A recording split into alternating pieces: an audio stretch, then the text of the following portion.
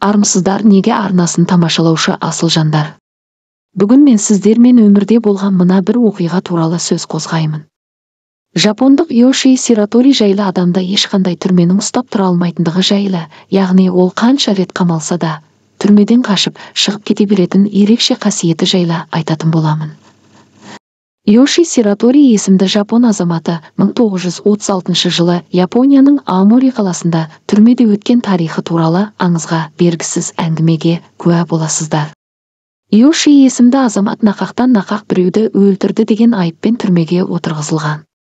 Негізінде ол ешқандай қылмыс жасамаса да, оны қылмыскер ретінде жаламен түрмеге отырғызады. Алғашында ол мен ешкімді өлтіргенім жоқ қой, ақталып шығармын деп ойлайды. Бірақ бәрі керісінше болды. Түрмеде оны өзі жасамаған қылмысы үшін әбден ұрып-соғып мойындатпақ болды. Йоши күнде таяқ жеумен болады. Оны түрме қызметкерлері аяусыз ұрып-соқты. Ондағы басты мақсат өзі жасамаған қылмысты мойындату еді.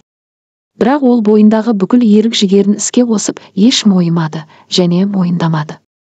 Ақыр аяғында Йошиді өлім жазасына кесті. Енді санаулы уақыттан соң Йоши мына өмірмен қоштаспақ. Міне осы кезде әділдіктің жоқ екендігіне әбден көзі жеткен ол түрмеден қашуды жоспарлайды. Бірақ ол кезеңде Аомори түрмесінен қашу оңай болмайтын. Тіпті бұған дейін әлгі түрмеден қашып шығыпты деген әңгімені де ешкім естіген емес. Бірақ таңғы 5-те ол түрмеден қашып кетті. Қалай қашты? Соған тоқталайық. Ол үнемі кезекші қарауылдың күн тәртібін әбден зерделеген еді.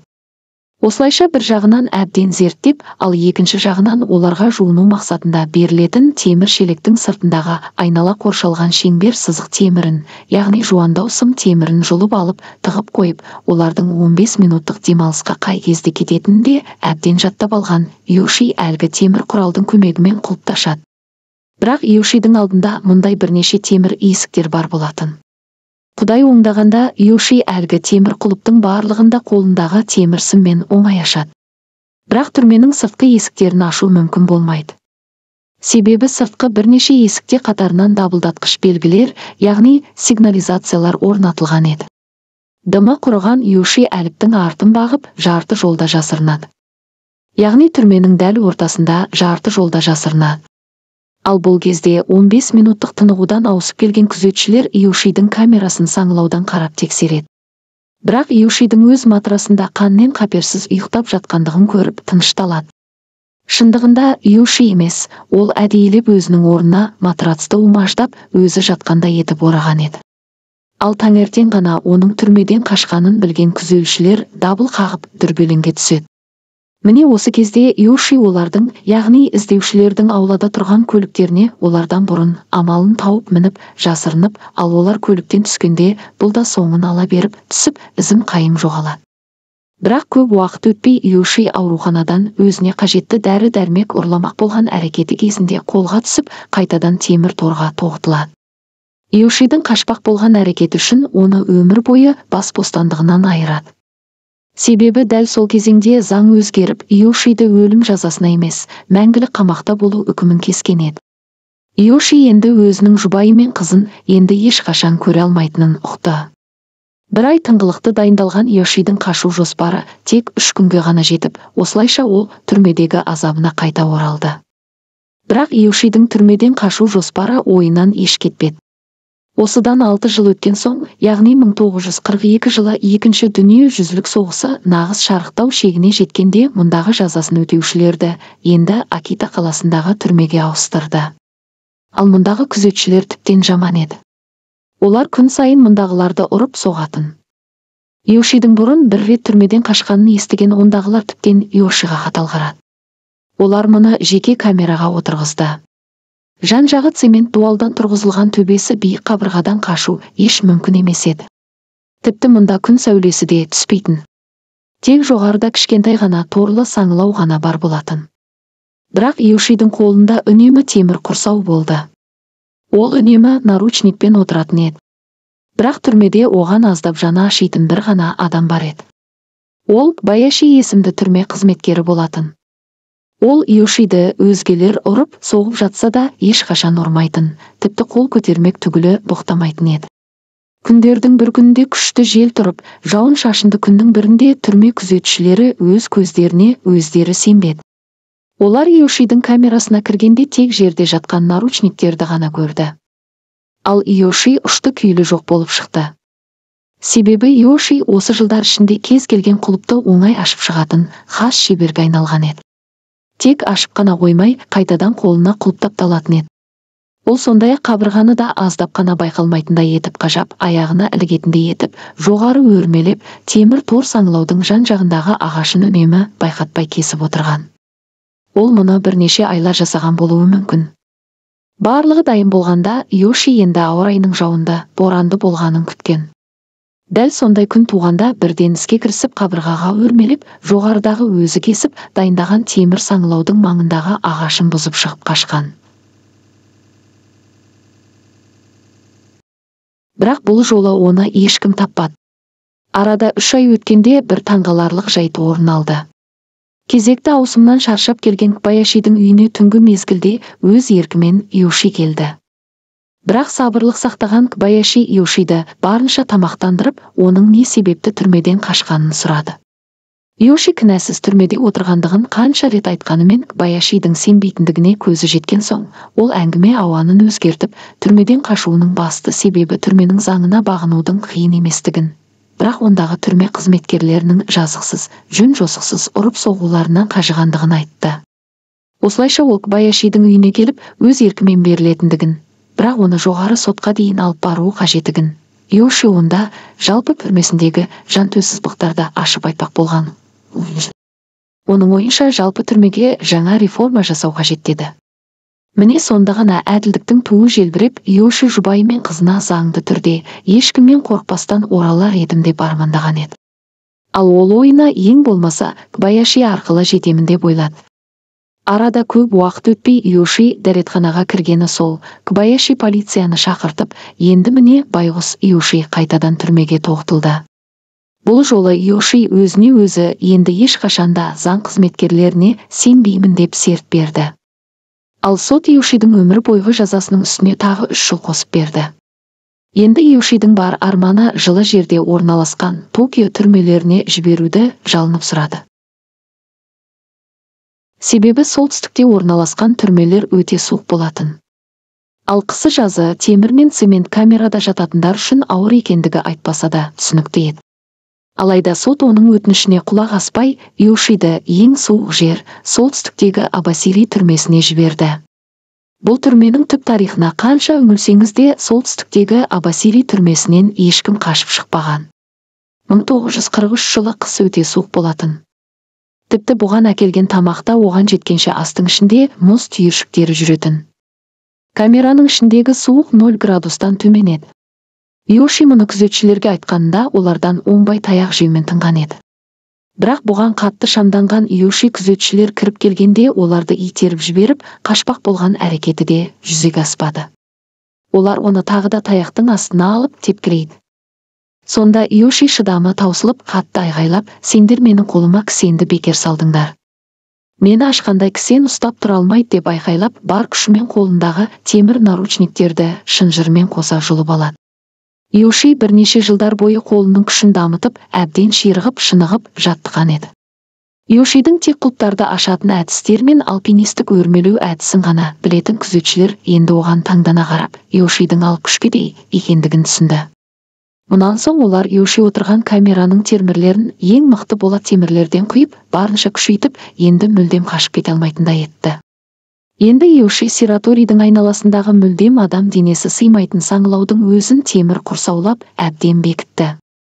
Ал Иошидің қолындағы бұрынғы кісендерді алып, оның орнына ауыр болат темірлерден жасалған кісендерді салып, тіпті аяғына да 20 килограммды құрайтын темір кісен салып тастайды.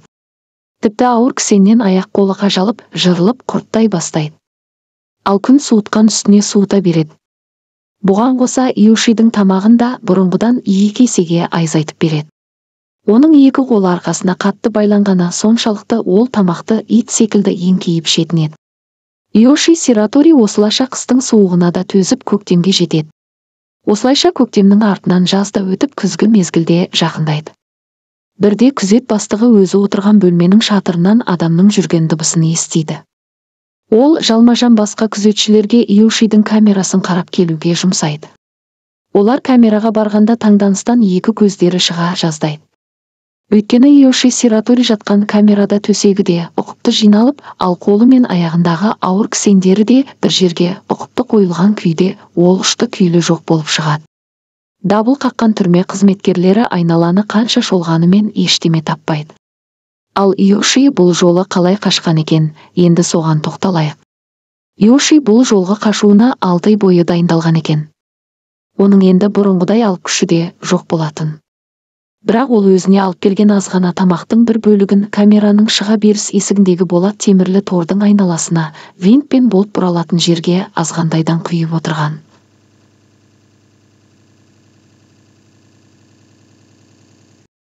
Ал тұзды тамақтың тұзы уақыт өте келе темір тордың винттері мен болттарын тот бастырып, темірді әлсіретіп, уақыт өте темір торды Иоши оңай шешіп алса керек.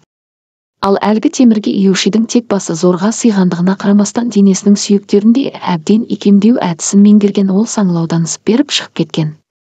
Бірақ Иошидің ізіне түскен заң қызметкерлері оның қарлы тау аумағына кеткенін анықтап таңғалған.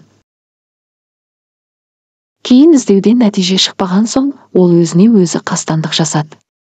Иоши алып таудың басындағы суықтан жаздық киіммен бәрібір өледі немесе оны таудағы аю жемтігіне айналдырады деп сеніп, бірнеше айлардан соң одан күдер үзе бастайды.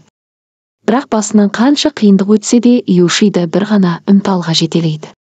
Ол әйелі мен қызына жету арманы еді. Ал Иошидің жұбайы да бір нәрседен үміттенетін еді. Оның үміті Жапония егер соғыстан жеңілсе, билік ауысса, заң өзгерсе, оның күйеуі де мүмкін ақталып шығар еді дейтін желеу болатын. Міне 1945 жылы Иошидің жұбайының арманы орындалып, кеңес әскері жеңіске жетіп, билік мүлдем басқа бағытқа өзгереді. Ал бұл жылдар ішінде Иоши қайда еді? Тірі ма еді? Өлі ма? Әрине ол тірі болатын. Иоши таудағы ескі шахтаның үңгіріне тығылып, орман маңындағы жеміс жидектермен және түрлі қоян секілді аң құстармен қоректеніп өмір сүріп жүрген еді. Бірақ 2 жыл бойы осылайша жабайы адамдарша күн кешкен Иоши бір күні таудан түсіп, ауыл шетіне келіп кіреді. Ауылға кіргеннен Иошидің көзіне мына жайттар мүлдем басқа болып көрінеді. Жапония ауылдарының барлығында дерлік ағылшын тіліндегі плакаттар, ал Жапонның жас қыздары американдықтармен көшеде емін еркін қол ұстасып жүрген еді. Ол бірден газетке үңілгенде осыдан 1 жыл бұрын ғана атом бомбасы тасталғанын оқып біліп, елде осындай хаос болып жатқанда мені ешкім іздей қоймас деп өзінің ауылына жол тартады. Осылайша өзгелерден әлі де болса күдіктеніп, бірде бір құжаты жоқ Иоши жасырын түрде 50 күн бойы оңтүстікке жол тартады. Жолай кез келген ауыл адамдарының бақшасына ұрлыққа түсіп, жеміс жидектерді жеп қоректенеді. Ал бұл оған үлкен қателік болады. Себебі бір фермер оны аңдып, жергілікті ұры санап полицияға ұстап бермек болып Иошиға бас салады. Ал Иоши өз өмірін қорғамақ болғанда, әлгі фермерді абайсызда жарақаттап алады да, ол адам сол жерде алған жарақатынан қаза болады. Осылайша тағы да полиция қолына түскен Иоши Сиратори қамаққа тоғытылады. Бірақ кейін өздері ұстаған адамның осыдан бірнеше жыл бұрын қашып кеткен атақты қашқын екенін кейін біледі де, таңданыстарын жасырмайды. Түрмеден сан рет қашқанын және фермерді өлтіргенін есепке алған заң қызметкерлері оған өлім жазасын кеседі. Енді ол бұрынғыдан да берік түрмеге отырғызылады. Ал бұл кезде біршама қартайған, қажыған Иоши тек төбеге қараумен отыратын. Мұны байқаған күзетшілер оны тағы да қашуды ойластырып отыр деп, неғұрлым төбені берік бекітуге күш салады. Ал уақыт өткен сайын Иоши әлсірей береді. Тіпті орнынан зорға тұратын жағдайға тап болады. Тіпті күзетшілер ұрып соқса да кейінгі уақытта төсегінен тұра алмай қалады. Күзетшілер де енді оның жатқанына үйреніп, тек сырттан бақылаумен болады. Бір күні бір күзетші мынау неге жата береді, тұрмайды ма деп ішке кіргенде Иошидің орнын сипап қалады. Сөйтсе Иоши барлық назарды жоғарыға аударып, ал өзі төсекте жатып, цементті жырымдап жерді қазумен болған. Осылайша ол саңлаудан шығып, басқа есіктерді құлып ашу өнерімен ашып қашқан. Тағы бір жылға жуық қашып жүрген Йоши 1948 жылы көшеде орындықта отырғанда жанына полиция қызметкері келіп отырады. Йоши күтпеген жерден пайда болған полиция қызметкерінен қалай сытылып кетуді ойластыра бастайды.